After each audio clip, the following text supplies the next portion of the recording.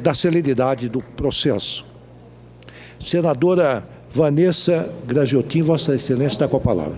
Muito obrigada, senhor presidente, senhoras senadoras, senhores senadores, companheiros e companheiras. Eu quero que minhas palavras sejam, senhor presidente, para registrar que nós vivemos talvez um dos piores momentos por que passa o nosso país. Hoje é um dia muito triste para a nação brasileira. Hoje é um dia muito triste para o povo brasileiro, porque nós estamos aqui, senhor presidente, já há alguns meses e hoje votando uma parte importante desse tal processo de impeachment, que não é impeachment porque é golpe e não é impeachment porque não há crime, que é a parte da pronúncia, onde nós deveremos dizer se há ou não elementos suficientes de provas que devam levar a senhora presidenta Dilma Rousseff a julgamento neste plenário do Senado Federal. E eu, senhor presidente, penso que a presidenta Dilma Rousseff, ela, cujo nome não apareceu em nenhuma lista, em nenhuma denúncia dessas tantas dezenas e centenas de denúncias que o Brasil inteiro assiste, mas que perdeu algo fundamental, que foi o apoio da maioria dos membros do Congresso Nacional. Não tendo como tirar a presidenta Dilma, decidiram, a maioria que se formou circunstancialmente neste Congresso Nacional, resolveram abrir este processo de impeachment. E eu fico muito feliz, presidente Lewandowski, de ter a oportunidade de falar na presença de Vossa Excelência, porque aqui nós assistimos nos desfiles dos pronunciamentos, parlamentares inclusive que vieram com a Constituição na mão. Isso aqui é legal, isso aqui é constitucional, porque o impeachment está previsto na Constituição Federal de fato. O impeachment é previsto na Constituição Federal, mas a Constituição Federal diz que só é possível uma presidenta, um governante máximo de um país perder o seu mandato se atentar contra a Constituição. Só é possível perder o seu mandato se cometer grave crime de responsabilidade, onde esteja caracterizado o dolo.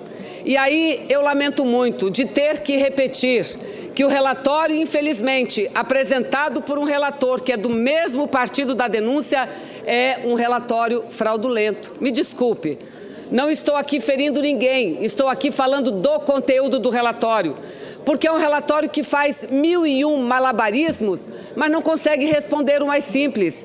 Não consegue, por exemplo, na parte das tais pedaladas fiscais, um apelido que alguém inventou, não sei exatamente quem, mas que isso nada mais é do que a operacionalização de uma política de governo, ou seja, do Plano Safra. Eles inventaram que o Plano Safra e uma dívida que o governo tinha perante o Banco do Brasil era operação de crédito. Mas qual a lei que diz que era operação de crédito? Qual o artigo da lei que diz que era operação de crédito? Não há, porque lei não existe, porque o crime não está tipificado.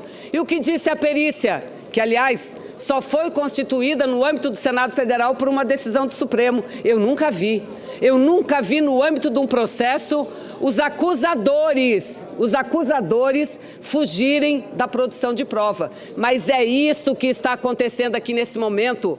Por que é que estão abrindo mão dos seus pronunciamentos? Porque não tem o que dizer.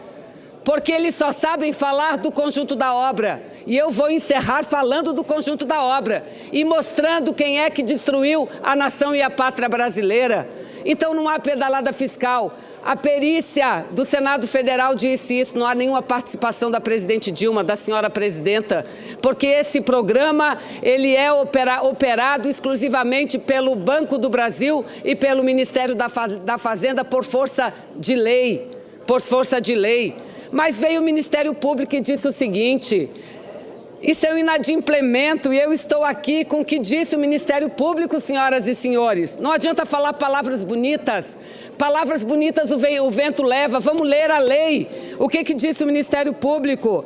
que na questão do Plano Safra há um simples inadimplemento contratual, quando o pagamento não ocorre na data devida, não se tratando de operação de crédito. Isso disse o Ministério Público Federal. Mas disse mais ainda, não há que se concordar com a afirmação do Tribunal de Contas da União de que seria a reiteração do atraso aliada ao montante de valores que transformaria um contrato da União em operação de crédito. E diz mais, senhoras senadoras e senhores senadores, diz mais que, se por acaso tivesse havido algum crime nesse aspecto, todos, desde o ano de 2000, teriam que ser penalizados. E diz o procurador, ou todos são penalizados ou ninguém será penalizado.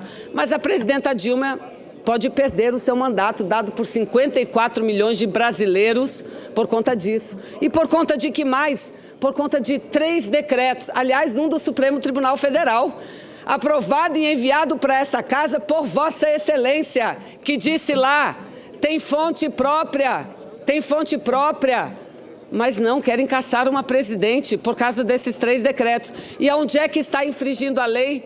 Disseram o seguinte, que não havia autorização. Nós lemos o artigo 4º da lei, da Lei Orçamentária Anual. E o que diz o artigo 4º da Lei Orçamentária Anual? O artigo 4º diz que é possível, sim, ele dá autorização para a abertura de crédito suplementar, contanto que haja compatibilidade, contanto que sejam compatíveis com a obtenção da meta de resultado primário estabelecida para o exercício de 2015.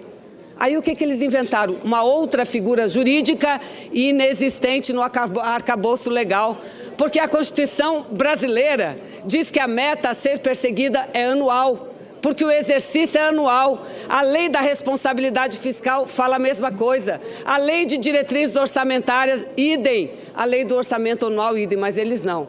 Feriu a meta na hora que abriu o crédito suplementar. Em julho, em agosto, ninguém mede meta, o cumprimento de meta em julho e agosto. Mas digamos que a meta fosse medida e digamos que a meta não fosse cumprida. Pergunto de Vossas Excelências, qual é a lei que diz que é grave o crime de não cumprimento de meta? Nenhum presidente do Banco Central ficaria em pé, porque a lei também fala das metas de inflação que não são cumpridas. Então nós estamos diante de um processo que é político, não é jurídico.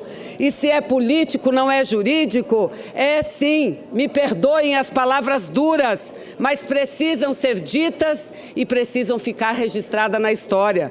Não é um processo normal, legal, como tentam dizer. E quando eu ouvi entrevista de alguns ministros, todos eles falaram a respeito do rito e não sobre o conteúdo da matéria. Espero com muita esperança, tenho muita esperança, que se infelizmente esse processo seguir aqui, que o Supremo Tribunal Federal analise o conteúdo, porque uma presidenta inocente está sendo retirada do poder por mera decisão política de uma maioria circunstancial, que está transformando essa casa num verdadeiro colégio eleitoral de exceção. Então nós afirmamos sim que há um engodo, e esse engodo, ele existe para dar ar de correção a um processo por inteiro sem fundamento, um processo que tem forma, mas não tem miolo.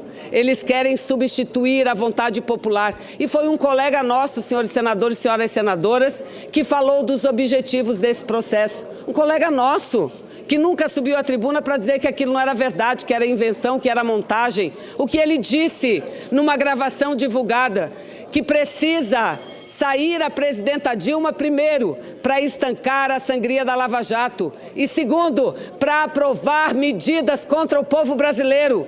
Medidas essas que um governo eleito democraticamente não teria condições de aprovar no Congresso Nacional. Esse é um objetivo, trazer para o centro do país um projeto de nação derrotado nas 4 últimas eleições, um projeto de nação nocivo para o nosso país, nocivo para os trabalhadores trabalhadores brasileiros, nocivo para a nação como um todo e, sobretudo, no seu princípio de soberania. Querem fazer uma reforma previdenciária, tirar direito dos trabalhadores. E é por isso, presidente, que com muito orgulho eu venho aqui dessa tribuna e digo não ao golpe, porque isso não é impeachment, isso é um golpe contra quem foi eleita pelo povo brasileiro. E conjunto da obra, que conjunto da obra é esse? Está aqui os números, quem quiser ver. Números de Fernando.